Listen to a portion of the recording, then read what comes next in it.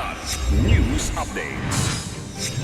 Mga balita ngayon, no work no pay policy sa mga mambabatas isinusulong sa Kamara.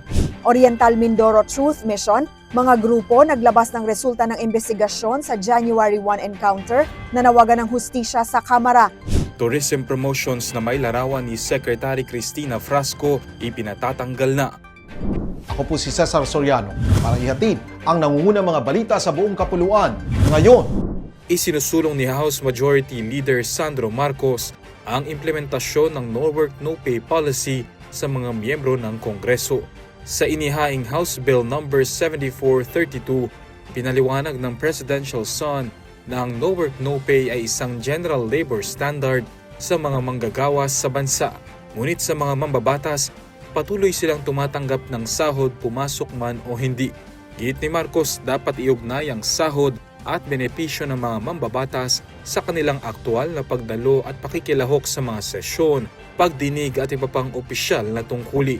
May parusa rin ang panukala sa mga hindi makatwirang pagliban at sa pamemeke ng attendance records, habang kinikilala naman ang mga lehitimong dahilan ng pag-absent. Kabilang din sa panukala ang pagsasa publiko ng attendance records upang mapalakas ang transparency at pananagutan sa pamahalaan.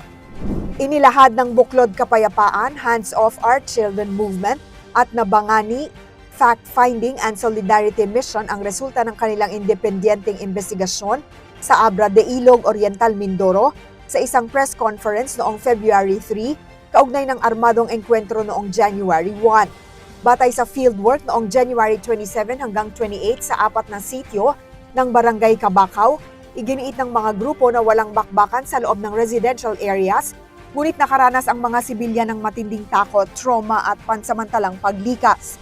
Wala rin umanong ebidensyang nagpapatunay sa aligasyong may napatay na mga batang mangyan o inabuso ang mga ina at nagbabala laban sa mapanganib na disimpormasyon. Matapos ang briefing, nagrally ang mga grupo sa House of Representatives na nawagan ng mas mahigpit na proteksyon sa sibilyan, pagpigil sa mapanlinlang na recruitment ng kabataan, paggalang sa karapatan ng mga katutubo at pananagutan na nakabatay sa katotohanan.